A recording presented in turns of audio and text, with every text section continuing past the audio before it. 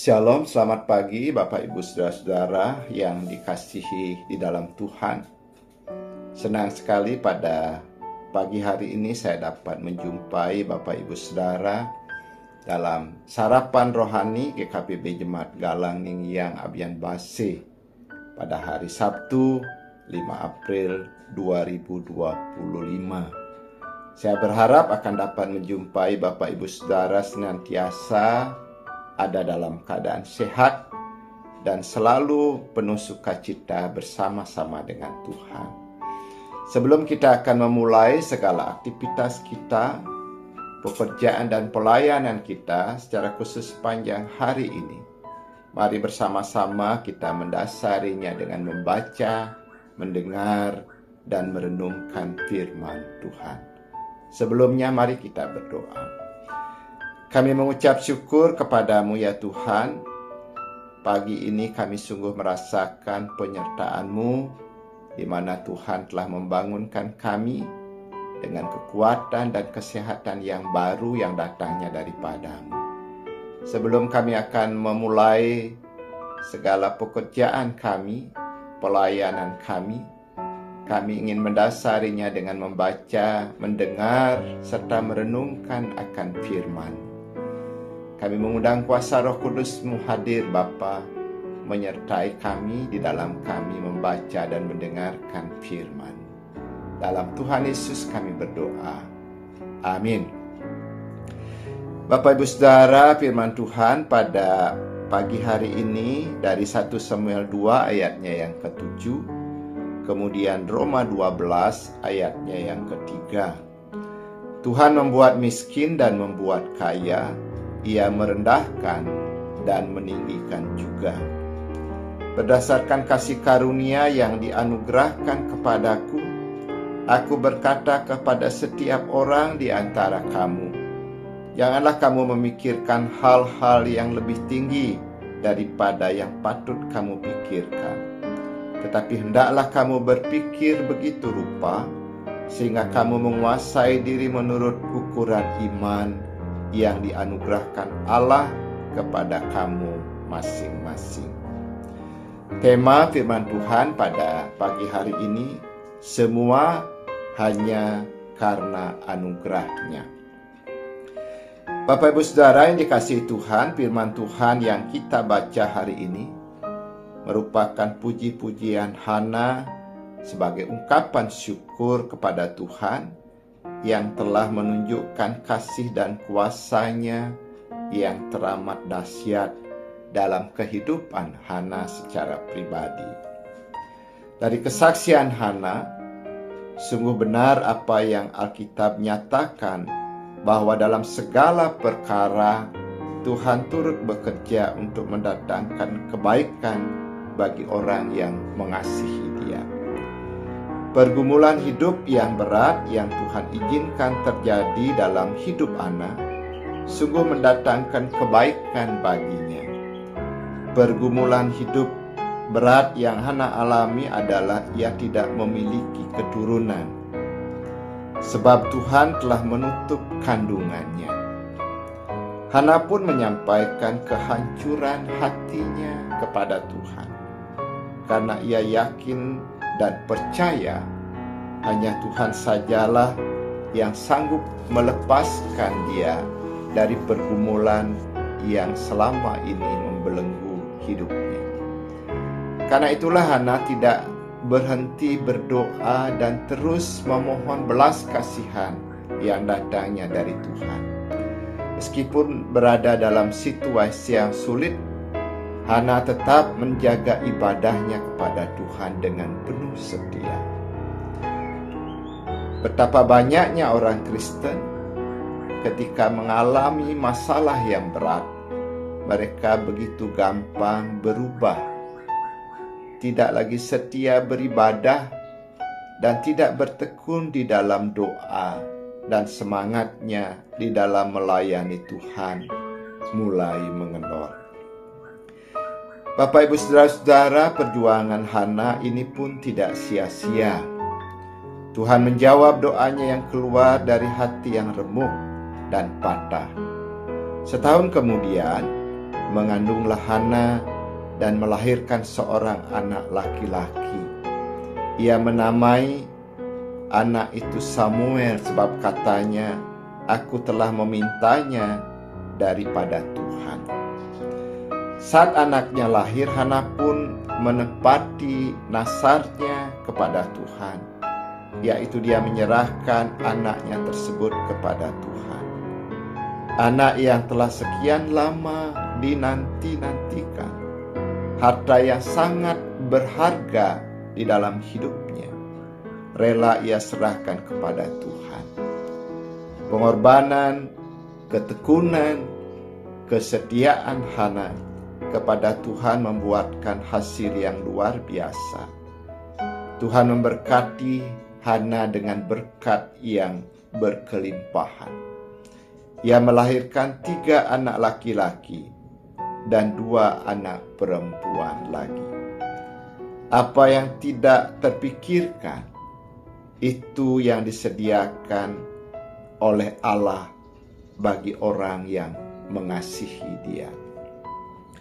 Bapak Ibu Saudara yang dikasihi Tuhan, bacaan firman Tuhan yang kedua hari ini merupakan nasihat Rasul Paulus agar kita dapat menguasai diri kita menurut ukuran iman yang dikaruniakan Allah bagi setiap orang yang percaya kepadanya. Namun dalam kenyataan tidak sedikit orang percaya melakukan sesuatu melampaui kapasitas karunia yang dianugerahkan Tuhan di dalam hidupnya. Misalnya seseorang yang tidak mempunyai karunia mengajar, tetapi memaksakan diri untuk mengajar. Atau seseorang yang memiliki suara atau vokal pas-pasan, tetapi berusaha mati-matian untuk menjadi seorang penyanyi profesional. Lebih repot lagi orang yang tidak mempunyai karunia, namun tetap berpegang teguh pada pandangannya.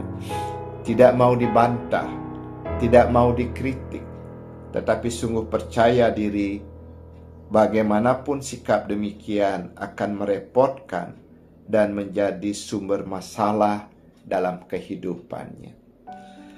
Setiap kita dipanggil untuk mengejar hal-hal yang berada di dalam kehidupan kita, tetapi melakukan sesuatu menurut ukuran iman yang dikaruniakan Allah.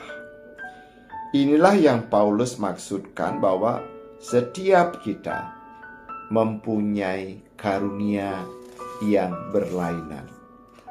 Ada karunia melayani, ada karunia untuk mengajar, menasehati, membagi-bagikan sesuatu, menjadi seorang pemimpin, serta menunjukkan kemurahan.